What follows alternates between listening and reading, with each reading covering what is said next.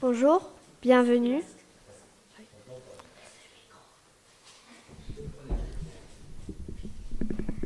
Bonjour, bienvenue. Nous sommes les jeunes du week-end essentiel. Nous venons de différentes églises. Rodez, Montauban, le Mas d'Asile, Saint-Géron, Agen et Toulouse. Hier, nous nous sommes bien amusés grâce à l'église de Rodez qui ont préparé les jeux et les repas. Nous avons passé une bonne nuit à l'hôtel Saint-Joseph. Je suis Évalis. Bienvenue, je suis Nessia. Maintenant, vous aussi présentez-vous les uns les autres.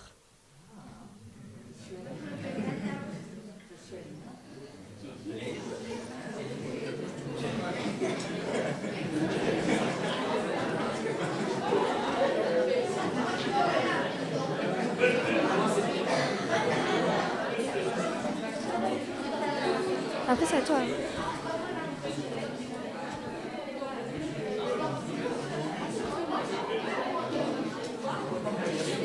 Et pour montrer que nous sommes une famille unie,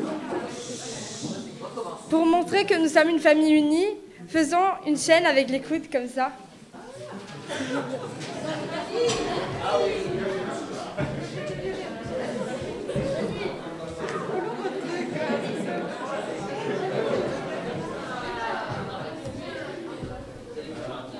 S'il vous plaît.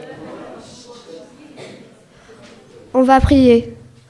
Seigneur, merci pour cette belle nouvelle journée, pour ce temple qui est rempli de ton peuple. Aide-nous d'être à ton écoute,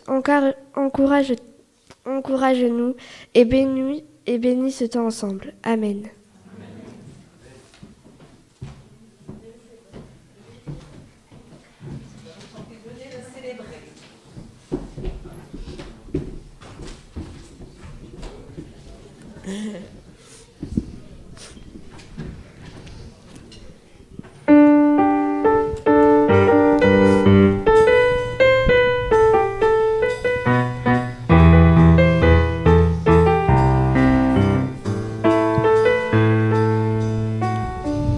Venez le célébrer, son grand amour, venez le chanter.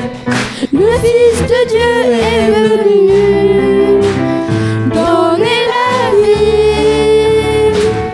Nous te fêtons, roi, car tu nous fais partager ta joie. Et nous offrons ton honneur, un chant d'amour, Seigneur. Venez le célébrer, célébrer, célébrer, chanter, célébrer, chanter notre roi. Venez le célébrer, célébrer, célébrer, chanter, célébrer, chanter notre roi.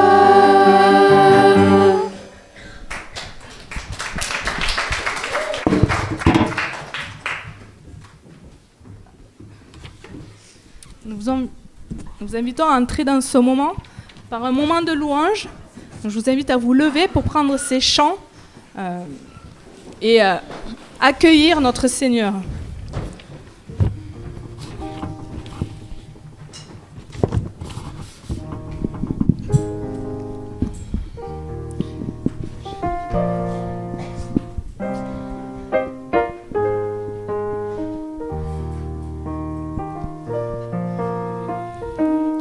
Je chanterai de tout cœur les merveilles de mon papa Yahweh. Il m'a ôté des ténèbres, il m'a délivré de tout péché. Je chanterai de tout cœur les merveilles de mon papa Yahweh. Il m'a ôté des ténèbres, il m'a délivré de tout péché.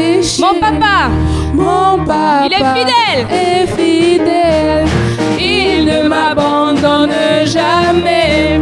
Je n'ai plus rien à craindre, car Yahweh m'a libéré. Oui, mon papa, il est fidèle,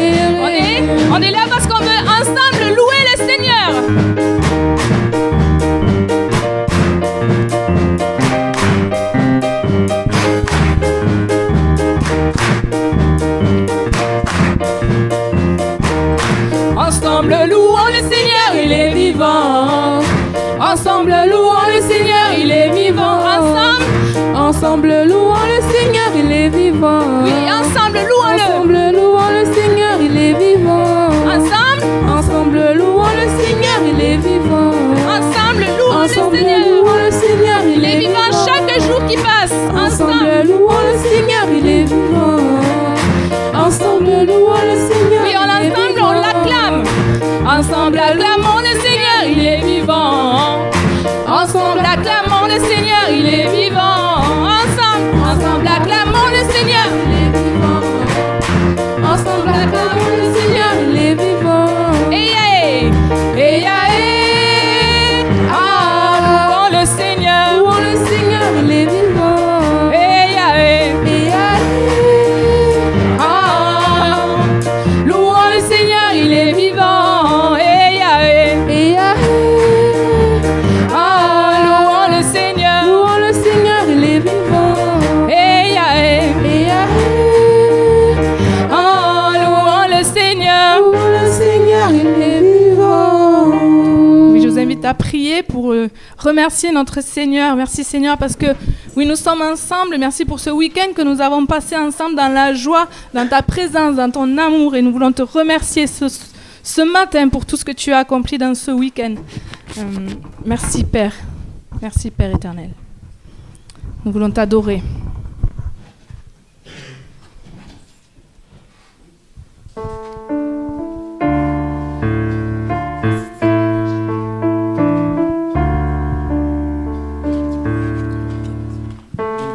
T'adorons, ô Père, dans ton temple. T'adorons en esprit et en vérité.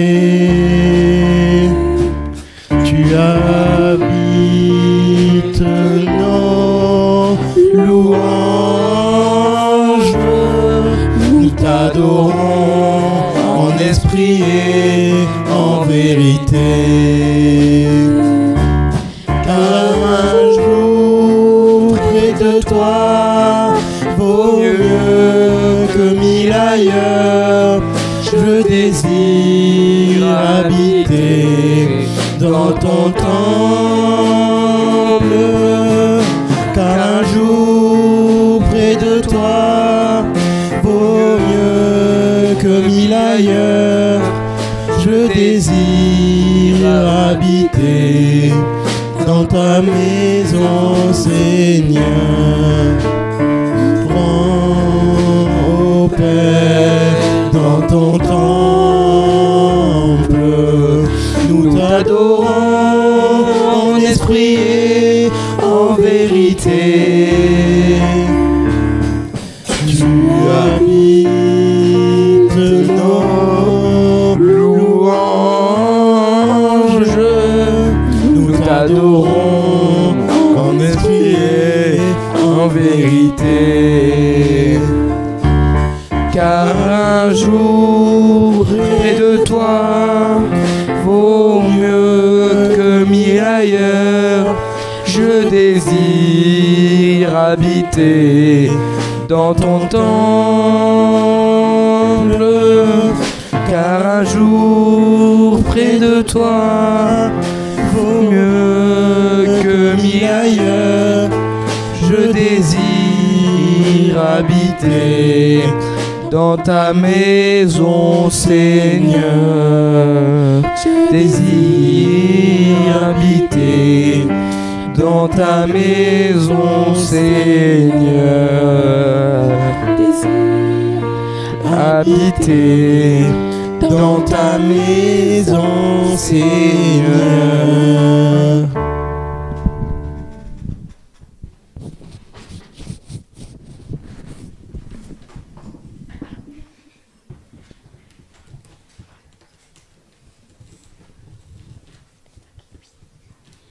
Voici les 10 commandements. On va écouter ce que Dieu attend de vous. Tu n'auras pas d'autre Dieu devant moi. Tu ne ferai pas de sculpture sacrée et tu ne prosterneras pas. Tu n'utiliseras pas le nom de l'Éternel à la légère. Souviens-toi de faire du jour du repos un jour de saint. Honore ton père et ta mère. Tu ne commettras pas de meurtre physique et verbalement. Tu ne commettras pas d'infidélité. Tu ne commettras pas de vol. Tu ne porteras pas de faux témoignages à ton prochain.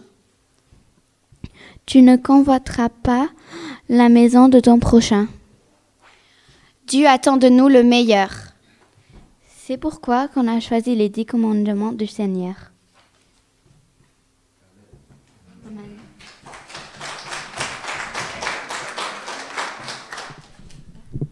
Je vais commencer par vous lire le chapitre 51 de Psaume, versets 3 et 4. Ô Dieu, fais-moi grâce, conformément à ta bonté, conformément à ta grande compassion. Je me suis trompé. Ah non, parce que c'est pas le même texte. Enfin bon, le sens est le même. Le sens est le même, il faut garder le même sens. Donc, efface mes transgressions, lave-moi complètement de ma faute et purifie-moi de mon péché. Donc, c'est l'histoire du roi David qui a fait, on peut dire, assassiner un homme pour obtenir sa femme. Donc, on a entendu les 10 commandements. Il les a transgressés, il a tué un homme ou fait tuer. Et il ne s'en est pas rendu compte. Il a dû attendre qu'un prophète vienne lui dire. Donc il est un pécheur, il a transgressé, il n'a pas répondu aux attentes de Dieu. Mais du coup, est-ce que quelqu'un qui ne tue pas, ne ment pas, n'est pas un pécheur? La réponse se trouve dans Jean, chapitre 1, verset 8.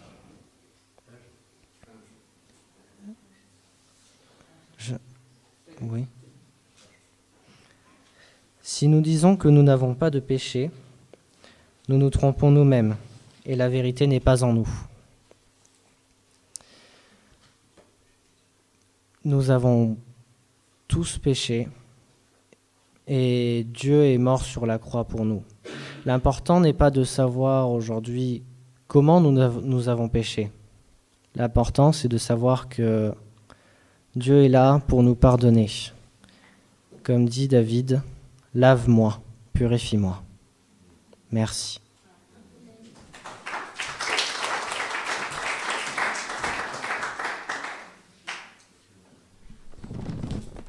Donc nous allons maintenant parler du pardon des péchés. Souvent, ce qui empêche un chrétien de développer une bonne relation avec le Seigneur est qu'il ne se trouve pas suffisamment saint pour se présenter face à Dieu. Or que dans 2 Pierre 3, il est dit le Seigneur ne tarde pas dans l'accomplissement de la promesse, comme certains le pensent.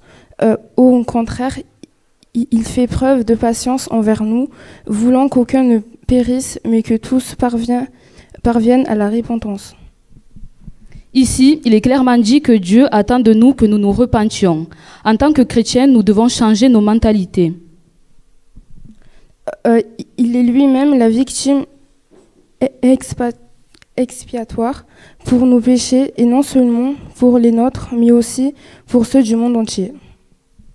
En effet, nous ne sommes plus des pécheurs à qui il arrive de faire des bonnes choses, mais plutôt des pardonnés, des rachetés par le sang de Jésus, à qui il arrive de pécher. C'est une autre perception qu'il est important d'avoir. Dans la mesure où nous avons renoncé à vivre dans le péché, il nous arrivera certes de tomber, mais il y a encore une bonne nouvelle dans Romains 8. Ceux qu'il a prédestinés, il les a aussi appelés. Ceux qu'il a appelés, il les a aussi déclarés justes. Et ceux qu'il a déclarés justes, il leur a aussi accordé la gloire.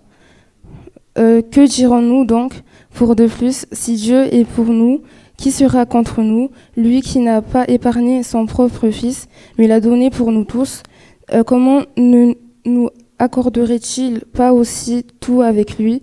Qui accusera Ceux que Dieu a choisis, c'est Dieu qui les déclare justes, qui les condamnera. Jésus-Christ est mort, bien plus, il est ressuscité, il est à la droite de Dieu et il est intercède pour nous. Ce passage nous certifie que nous avons été déclarés justes par Dieu et ainsi il n'y a pas de condamnation pour les justes. Étant sous une nouvelle alliance, le pardon dont nous bénéficions est total. En effet, je pardonnerai leur injustice et je me souviendrai plus de leurs péchés ni de leurs fautes.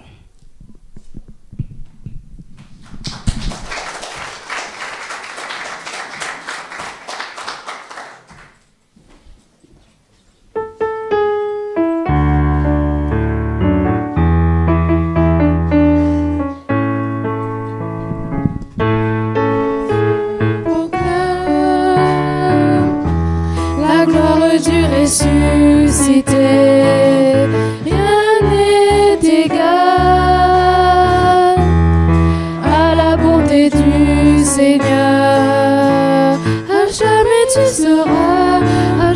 tu seras l'agneau sur le trône, l'agneau sur le trône. Je fléchis le genou pour l'adorer lui seul. Je veux chanter la gloire du ressuscité, l'agneau immolé nous a rachetés pour Dieu. À jamais tu seras l'agneau sur le trône, l'agneau sur le trône. Je fléchis le genou pour t'adorer toi seul. Les cieux proclament la gloire du ressuscité. Rien n'est égal à la bonté du Seigneur. À jamais il sera l'agneau sur le trône, l'agneau sur le trône. Je fléchis le genou pour l'adorer lui seul.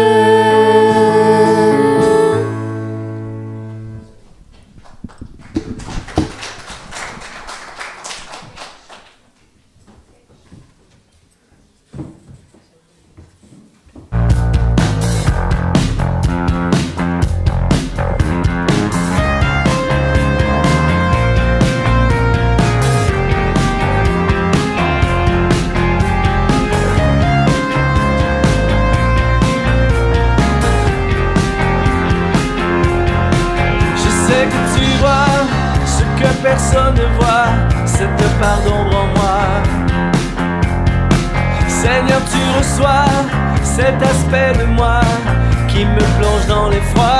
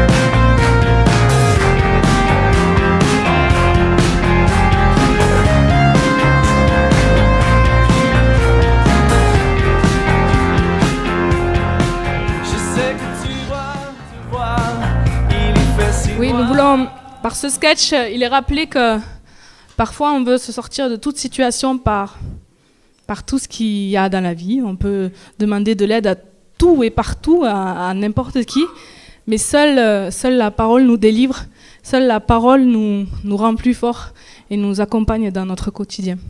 Donc nous voulons prendre cette confession de foi, ce chant ensemble qui est comme une confession de foi pour dire nous croyons en Jésus.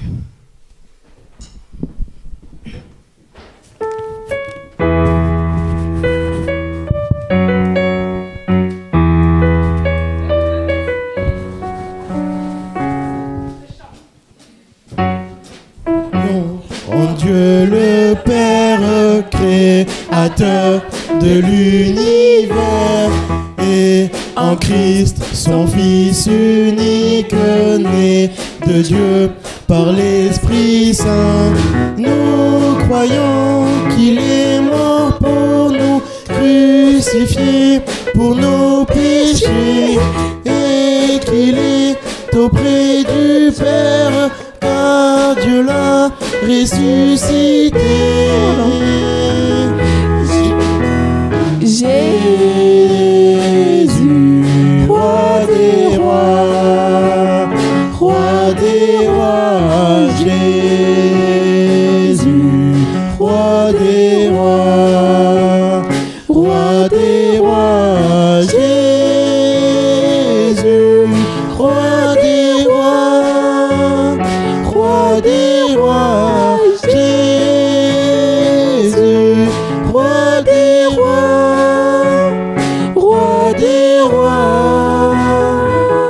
Ton nom est tout puissant, ton nom est tout puissant. Nous croyons qu'il répand sur nous son esprit avec ses dons. Notre Dieu, par sa parole, nous envoie vers les nations. Il revient avec puissance pour juger sa création. Tout genou priera de lui, hommes et anges confesseront. Jésus, roi des rois, roi des rois, Jésus, roi des rois, roi des rois, Jésus, roi des rois, roi des rois, Jésus, roi des rois, roi des rois. Ton nom est tout puissant, ton nom est tout puissant.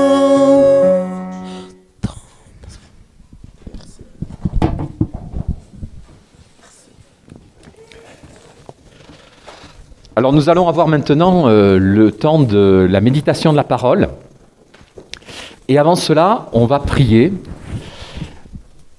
Nous allons donc écouter le texte qui a été inspiré par le Saint-Esprit. La Bible, ce n'est pas seulement des textes qui ont été écrits par des hommes, mais des hommes qui étaient donc accompagnés par l'Esprit pour pouvoir donc écrire ce qu'ils ont écrit. Ensuite, il se trouve qu'aujourd'hui, avec ce texte, nous avons besoin, nous aussi, d'être accompagnés par l'Esprit. Il ne faut pas penser qu'on va y arriver tout seul comme ça. Dieu est celui qui veut nous accompagner là aussi pour comprendre. Alors on se place en prière avant donc cette écoute de la parole. Père éternel, nous voulons te bénir.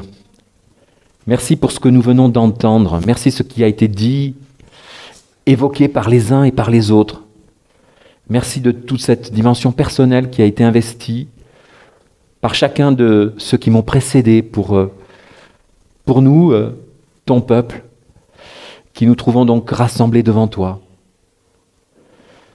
Au moment où nous allons donc nous mettre à l'écoute de ta parole, alors que nous venons de revoir tout ce qui fait la réalité de ton engagement à notre égard avec le fait que tu es ce Dieu qui pose dans l'histoire des hommes le pardon.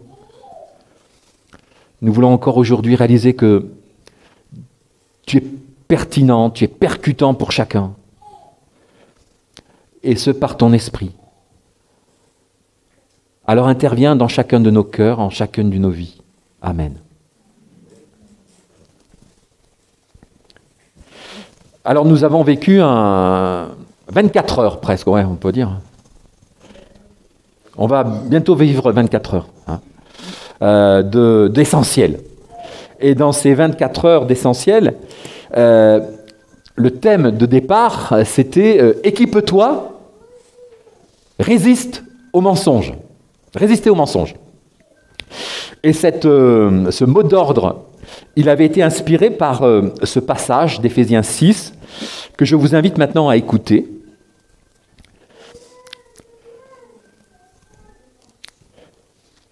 Donc Éphésiens 6, au verset 11. « Prenez sur vous toutes les armes que Dieu fournit, afin de pouvoir tenir bon contre les ruses du diable. Car nous n'avons pas à lutter contre des êtres humains, mais contre les puissances spirituelles mauvaises du monde céleste. Les autorités, les pouvoirs et les maîtres de ce monde obscur. C'est pourquoi saisissez maintenant toutes les armes de Dieu. Ainsi, quand viendra le jour mauvais, vous pourrez résister à l'adversaire. Et après avoir combattu jusqu'à la fin, vous tiendrez encore fermement votre position. Tenez-vous donc prêts. Ayez la vérité comme ceinture autour de la taille. Portez la droiture comme cuirasse. Mettez comme chaussure le zèle à annoncer la bonne nouvelle de la paix. Prenez toujours la foi comme bouclier. Il vous permettra d'éteindre toutes les flèches enflammées du mauvais. Acceptez le salut comme casque et la parole de Dieu comme épée donnée par l'Esprit Saint.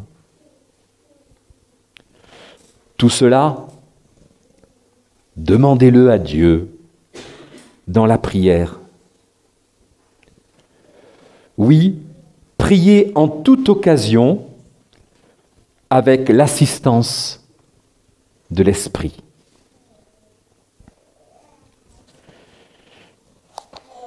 Et puis je voudrais vous inviter à écouter là maintenant un autre texte. Cette fois-ci, c'est dans l'Évangile. Dans l'Évangile de Luc, au chapitre donc 22. Et c'est Jésus qui va parler donc à Pierre.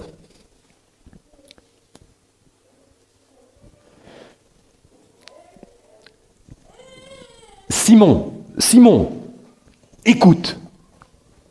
Satan a demandé de pouvoir vous passer tous au crible, comme on le fait pour purifier le grain.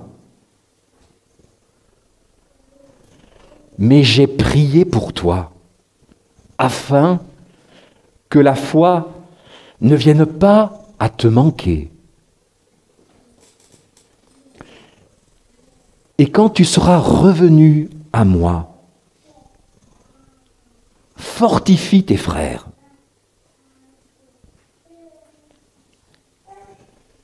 Pierre lui dit, « Seigneur, je suis prêt à aller en prison avec toi et à mourir avec toi. »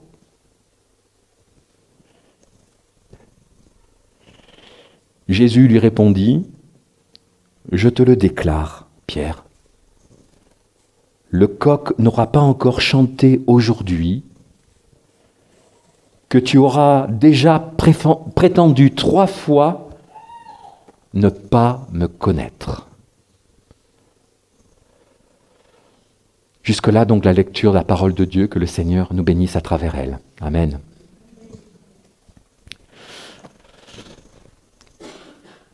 cette histoire, ou en tout cas ces paroles de Jésus qui annoncent ce qui va se passer. Pourquoi aujourd'hui les poser là devant nous, quel peut bien être le sens de cela?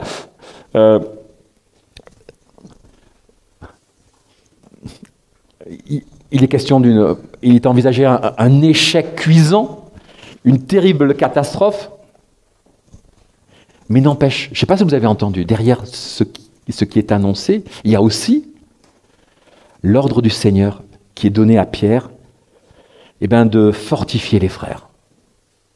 Lui est annoncé en effet qu'il va se casser la figure, mais il lui est aussi dit, fortifie mes frères ensuite.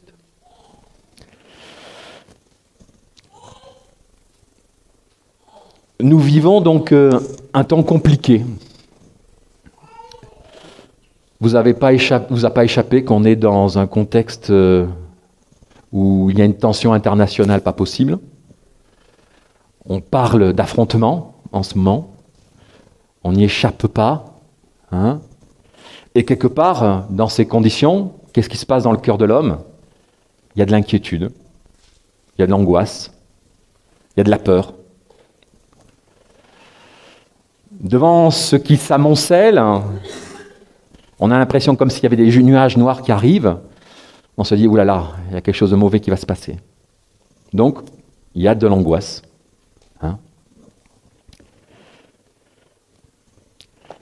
Et on a lu ce texte aussi de Paul aux Éphésiens.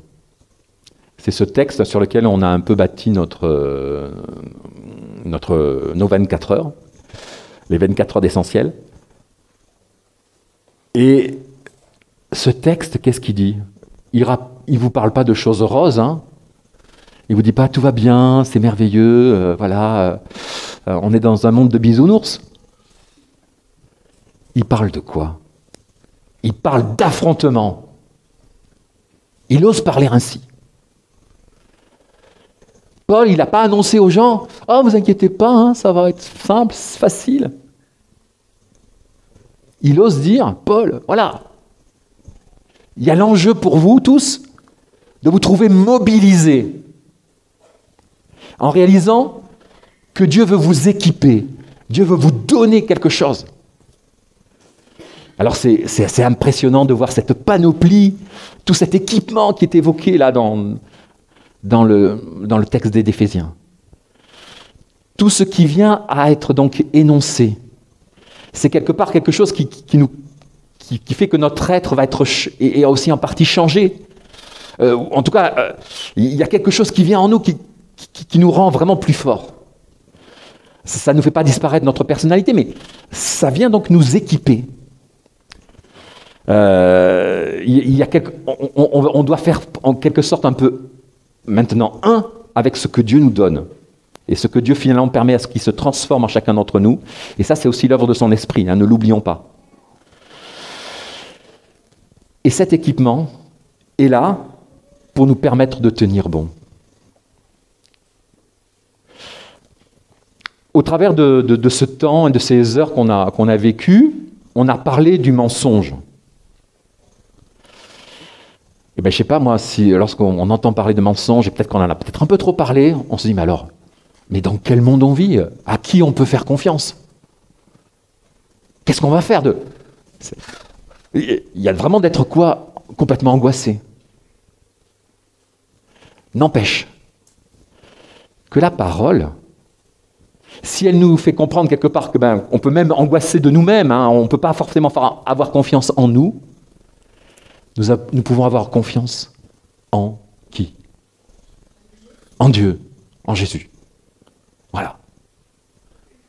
C'est ça l'enjeu. C'est pas de réaliser que nous pouvons avoir confiance en un homme ou en nous-mêmes. Nous pouvons avoir confiance en Dieu. Et surtout, réaliser que Dieu a confiance en nous. Dans cette parole de Jésus à Pierre, Jésus, il est clair. Il évoque que Pierre, il va le tromper. Mais n'empêche, Jésus se présente comme celui qui prie pour lui. Il signifie, il y a un lien avec toi. Je suis en lien avec toi. Je ne veux pas te laisser. Et en raison de ce lien, de cet engagement, de cet appel aussi que Jésus a fait peser sur la vie de Pierre, même s'il y a une catastrophe, il y a une reconstruction qui est possible. Et c'est ça qui est merveilleux. Et ce matin, chacun d'entre nous, on doit se rappeler que l'appel de Dieu pèse sur nos vies.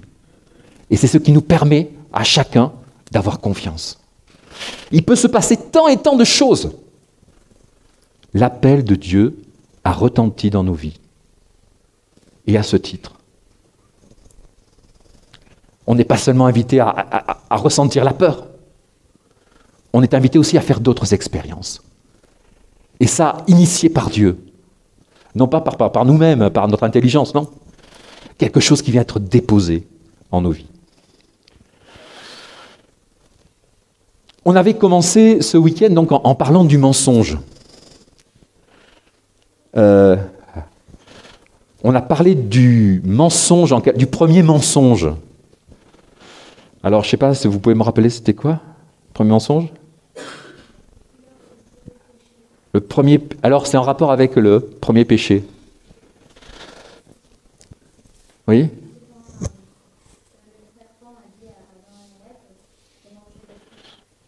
Voilà. Mais il lui a dit quoi? Vous ne mourrez pas. La parole de mensonge, elle est venue s'opposer à la première parole de Dieu qui avait dit, voilà, je vous donne tout le jardin, mais il y a un arbre dont vous ne mangerez pas. Voilà, c'est pas possible. Si vous le mangez, vous mourrez. Et la parole du mensonge vient dire, quoi? Qu'est-ce qu'il vous a dit Dieu?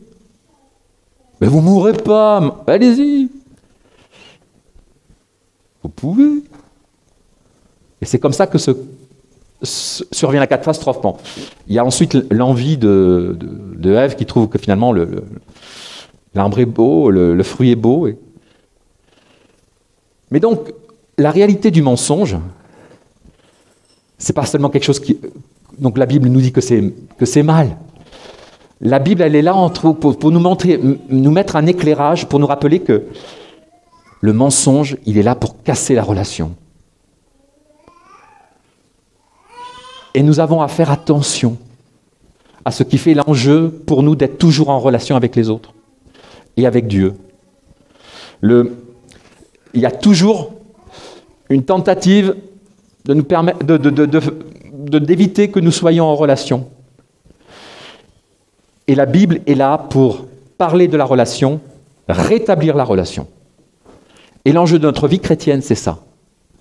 C'est vivre la relation avec Dieu au travers de Jésus-Christ, puisqu'il est venu restaurer la relation. Alors, aujourd'hui encore, je le répète, il y a l'appel de Dieu qui pèse sur nos vies. Alors peut-être, on se dit, mais c'est quoi l'appel de Dieu? L'appel de Dieu, vous n'allez pas forcément entendre Dieu qui va tout d'un coup surgir devant vous et dire « Allez, viens avec moi !» L'appel de Dieu, ça peut être aussi la réalité que on a un intérêt pour les choses de Dieu. Voilà, c'est pas forcément donc une voix qu'on entend comme ça. L'appel de Dieu, c'est aussi un intérêt qui est suscité en nous par Dieu et par son esprit. Et donc voilà, nous devons être conscients de cela. Et nous devons à partir de là être dans la confiance et vivre cette relation de confiance avec Dieu. C'est ça l'enjeu de toute vie. Et à partir de là, on pourra être béni. Mais ne pensons pas et ne soyons pas juste dans une recherche de la bénédiction toute immédiate. Hier, on a vu un documentaire préparé par Portes Ouvertes qui parle de ces Indiens, de ces Amérindiens qui se convertissent donc à la foi chrétienne. Qu'est-ce qu'ils disent? il y en avait un qui parlait, qui disait « Moi, j'ai abandonné tout ce qui faisait donc la vie de toute la religion que j'avais reçue en tant que jeune, liée à mes ancêtres, qui étaient donc liés aux manos, aux sorciers, parce que leur but, c'était juste de vivre dans le présent. Et ça ne me suffisait pas. Moi, je voulais avoir un avenir. » Et cet Amérindien nous dit, voilà, j'ai un avenir en Christ, j'ai la vie éternelle. Et nous aussi, encore aujourd'hui, on a un avenir, on a une perspective. Et c'est pas que tout aille bien là maintenant, tout de suite autour de moi. C'est quelque chose qu'on n'a pas vraiment idée encore aussi. Mais on nous a ouvert une voie, on nous a ouvert une trace, et il convient pour nous d'y rester attachés. Alors j'espère que vous allez pouvoir, dans ce qui fait votre vie, dans ce qui fait la reprise là par rapport à, pour beaucoup, être aussi conscient que vous êtes accompagné, que vous avez une perspective, que vous pouvez donc être dans la confiance. Non pas quelque chose qui est lié à votre personne, mais qui est lié à Dieu et à Christ. Qu'il en soit ainsi pour nous tous. Amen. Je vous invite à la prière.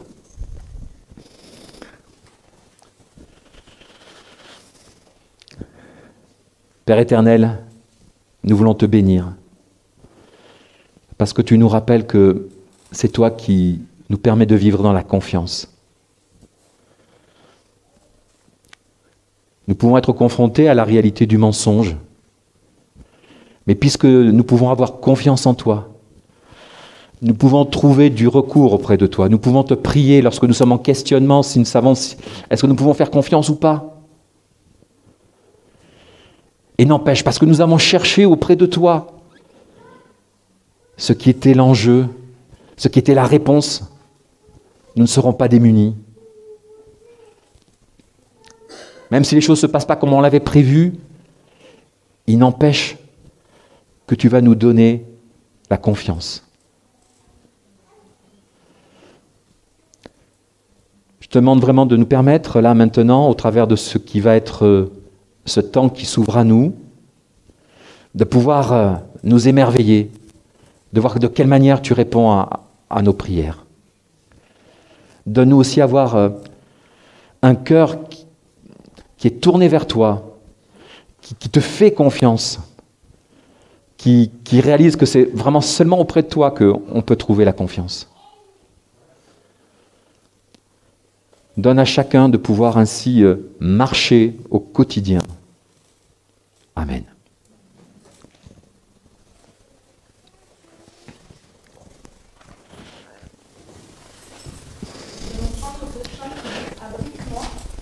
J'invite les gens et donc abrite-moi tes ailes, couvre-moi par ta main puissante, que nous puissions réaliser ces paroles, que nous puissions nous placer par puissance et aussi par ce chant penser à élargir et penser à nos frères et sœurs qui sont dans notre pays et qui sont tués pour la foi, que nos familles sont en dingue et que nous pouvons réaliser ce chant comme une prière.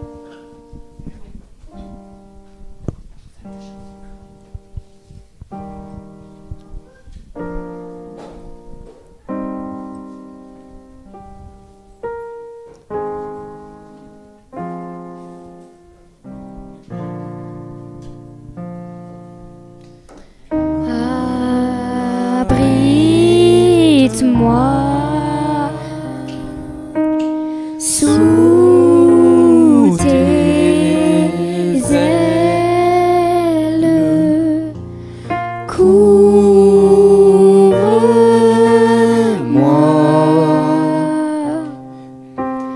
par ta main puissante, même si les océans se déchaînent, je les traverserai avec toi. Père, tu domines les tempêtes, je suis tranquille es là. Je suis tranquille car tu es là. En Jésus, je me confie. Il me donne force, calme et puissance, même si les océans se déchaînent, je les traverserai avec toi. Père, tu domines les tempêtes. Je suis tranquille car tu es là. Je suis tranquille car tu es là.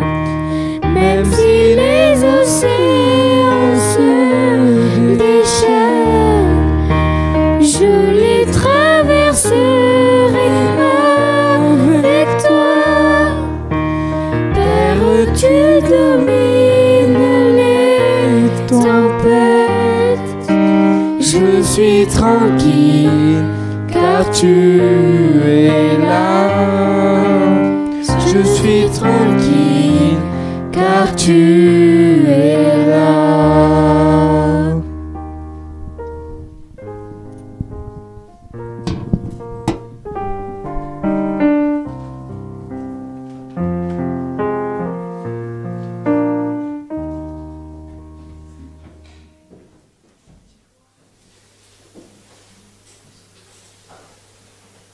Donc on a beaucoup de sujets en persécution.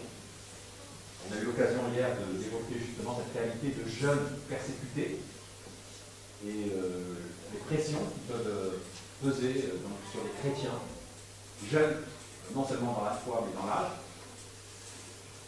On a aussi cette situation internationale, l'occasion aussi de venir à porter aussi même tous ceux qui sont pas bien, qui sont pas forcément bons, qui sont proches de nous et que on veut aussi porter devant le Seigneur maintenant. Donc vous avez vu un peu le déroulement du culte, hein, on salue Dieu d'abord, dans un premier temps, on le loue, on réalise pourquoi on est là, on entend parler du pardon de Dieu, puis après on se met à l'écoute de la parole de Dieu. Et puis au bout du compte, il y a aussi cette dimension où on va prier et on va porter nos demandes.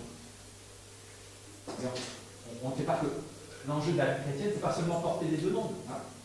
Et c'est pour ça qu'on le place à la fin du culte, avec ce souci de réaliser que le fait de parler, de porter des choses devant Dieu par la parole, c'est aussi quelque chose qui va nous impliquer. On ne peut pas se permettre juste de dire Seigneur, occupe-toi d'eux. Si. Il y aura besoin aussi à un moment donné nous, de faire quelque chose. Hein. Donc, ne l'oublions pas, la dimension de la prière, c'est aussi de réaliser et de pouvoir au bout du compte réfléchir à ce qu'on pourra faire. La prière d'intercession. Je vous invite à la prière.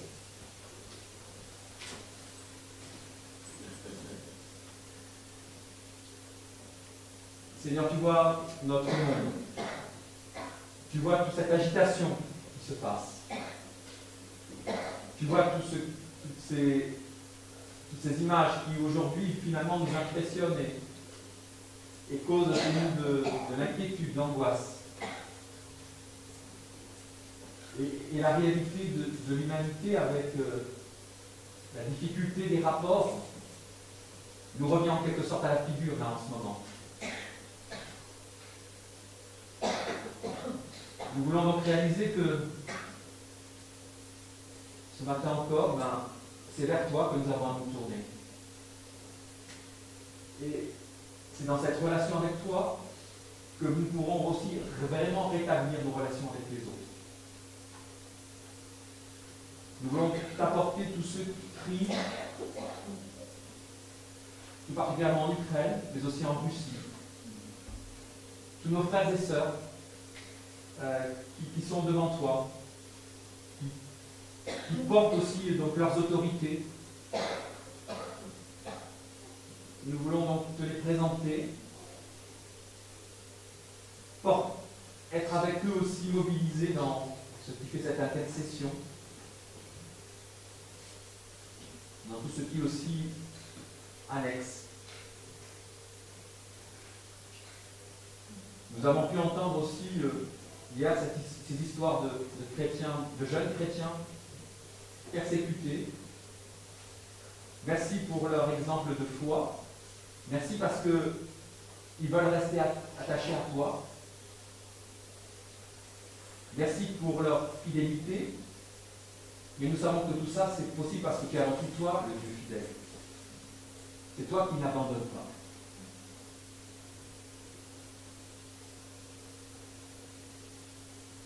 Nous voulons aussi maintenant prendre le temps de te présenter ce que nous connaissons plus particulièrement, pour lesquels nous sommes inquiets, pour lesquels nous sommes dans souci.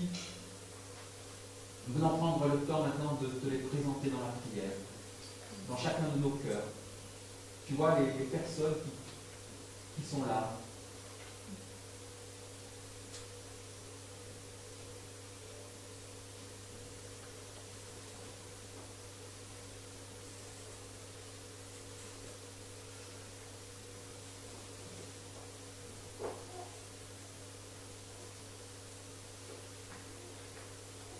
Nous venons aussi maintenant à nous présenter chacun devant toi. Nous avons eu l'occasion de réaliser que nous sommes ce peuple uni. Nous avons fait tout à l'heure, nous avons joué des coudes. Merci pour cela, Seigneur. Et donne-nous non pas seulement juste de jouer des coudes, mais d'être vraiment donc attentionnés les uns aux autres. Donne-nous ce souci. Et nous voulons maintenant résumer toutes nos prières dans cette prière que ton Fils nous a enseignée. Je vous invite à dire avec moi ces paroles. Notre Père, qui es aux cieux, que ton nom soit sanctifié, que ton règne vienne, que ta volonté soit faite sur la terre comme au ciel. Donne-nous aujourd'hui notre pain de ce jour. Pardonne-nous nos offenses, comme nous pardonnons aussi à ceux qui nous ont offensés. Et ne soumets pas à la tentation, mais délivre-nous du mal, car c'est à toi qu'appartiennent le règne, la puissance et la gloire, au siècle des siècles. Amen.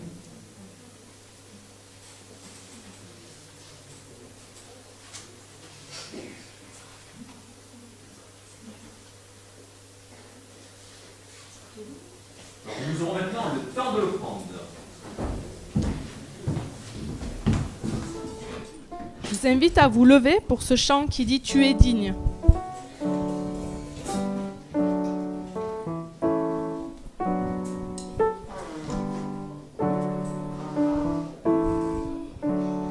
Tu es digne de recevoir la gloire. Tu es digne d'être loué. Tu es digne. Tu es digne de recevoir la gloire. Tu es digne d'être loué. Tu es digne. Tu es digne de recevoir la gloire. Tu es digne d'être loué. Tu es digne.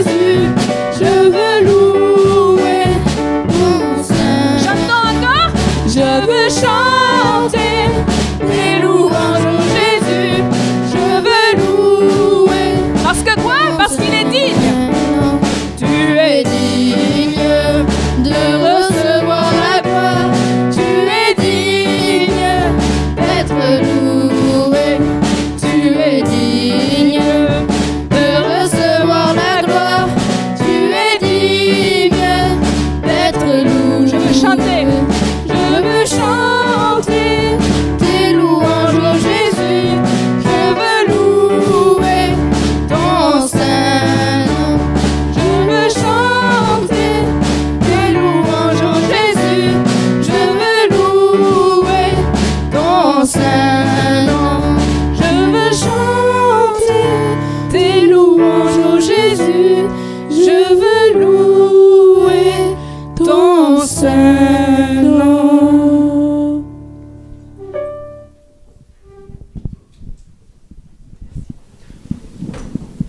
Enfin à Rodez. Oui. Ça, c'est vrai, hein. On l'a attendu. Hein. On est enfin à Rodez, n'est-ce pas? Ça fait combien de fois qu'on devait venir? Combien de temps? Hein? Pendant 10 ans déjà. Ah, déjà, on est déjà venu il y a 10 ans et on devait venir il y a 2 ans, mais c'était la veille du confinement, donc on n'est pas venu. On devait venir l'an dernier, mais c'était en plein dans le pandémie. Oui. Et là, maintenant, nous y sommes enfin. Vive Rodez, on est enfin là! Donc voilà, on est sûrement très très contents d'avoir. On avait une trentaine de jeunes pour le week-end essentiel. Et vraiment un grand merci à Pierre et son équipe qui nous a accueillis pour permettre de vivre un temps ici. Et puis pour manger, on a mangé hier soir, on va remanger ce midi. Donc un grand merci. Qu'est-ce qu'on peut dire d'autre que... Mais en fait, c'était unique. On a de beau temps à En Rodez. plus, alors là, oui, alors ça... C'était génial. Hein? En Le plus. soleil. C'était super. Merci Seigneur aussi pour ça. Mais vraiment, on peut, hein, les jeunes, on peut dire un grand merci. On peut applaudir bien fort l'équipe de Rodez. Et venez tous ici. Les jeunes, vous venez tous là. Tous les jeunes du week-end essentiel sont invités à venir sur l'estrade. Tous les jeunes vont venir ici pour vous montrer. Et il en manque. Il y en a d'autres de Rodez qui étaient à des Ruténois, je crois qu'on dit comme ça, qui étaient là hier après-midi, qui ne sont pas là ce matin. Donc il y en avait encore 7 ou 8 de plus. C'est une belle troupe, hein? Viens Pierre, viens. Ah Vincent, mais oui, tu te caches. Tu te caches pas. Allez, Voilà. Donc pour ceux qui ne connaissent pas ce qu'est le week-end essentiel, j'explique que ça fait donc une dizaine d'années qu'on organise un week-end 2 fois par an. En théorie, hein. Une fois soit à Montauban, soit à Toulouse, qui sont les villes les plus centralisées pour la région, et dans une autre ville, à Rodez, à Saint-Giron, au Mas d'Asile, on a fait dans différents endroits. Donc voilà, donc c'est très chouette ce temps avec les jeunes, pour pouvoir être exhortés, pour pouvoir se rencontrer, se retrouver, parce qu'on retrouve des jeunes, hein, qu'on a vu un autre week-end, etc. Donc voilà, puis ceux qui étaient à Cadet il y a quelques années, qui sont plus à Cadet, mais qui sont maintenant au week-end essentiel, n'est-ce pas? Il y en a qu'on fait Cadet, j'imagine, parmi vous, hein, genre voilà, il y en a pas mal qu'on voit. Oui, ça fait rigolo. Voilà, donc c'est super de pouvoir avoir cette bénédiction d'être ensemble et de pouvoir encourager les jeunes. C'est super. Eh bien, on va chanter ensemble quelque chose tous ensemble. Oui, on a un chant que vous connaissez sûrement tous ensemble. Une flamme en moi. Ils ont choisi eux-mêmes, hein, c'est pas nous. Une flamme en moi qui est un chant qui est hein, n'est-ce pas? Alors, est-ce que ça, ben vas-y, tu nous fais ça. Non, j'ai pas pris ma guitare. C'est en ré. Une flamme. Une flamme en moi. Une flamme en moi.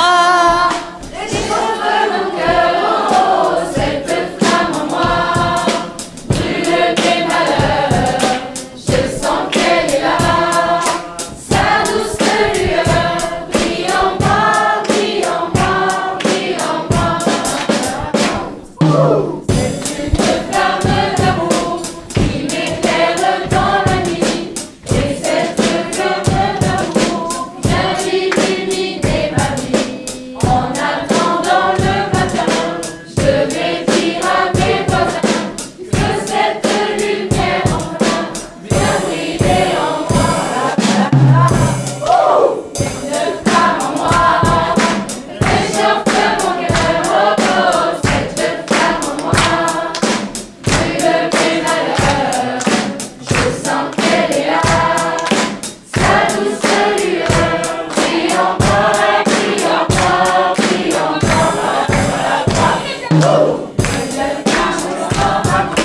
Je marche, je prends sa paix, mercredi est un beau jour, jeudi je veux le chanter, vendredi si j'ai tout aimé, samedi il peut m'aider, et le dimanche c'est toujours bien briller encore.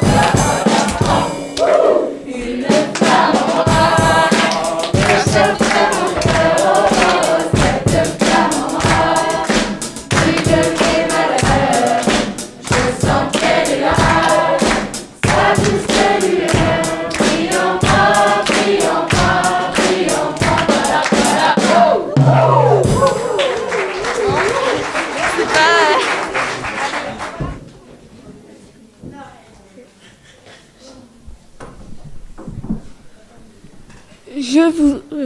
je vais vous inviter à vous lever. Pour pouvoir mettre fin à ce culte et que chacun d'entre vous rentre chez eux par la sainteté et la grâce de Dieu, nous allons mener à la bénédiction. Que le Seigneur de la paix nous donne lui-même la paix en tout temps, de toute manière que le Seigneur soit avec nous tous. Que Dieu nous bénisse, veille sur nous et nous garde, et que le Seigneur tourne sa face vers nous et nous donne la paix. Amen. Bon dimanche à tous.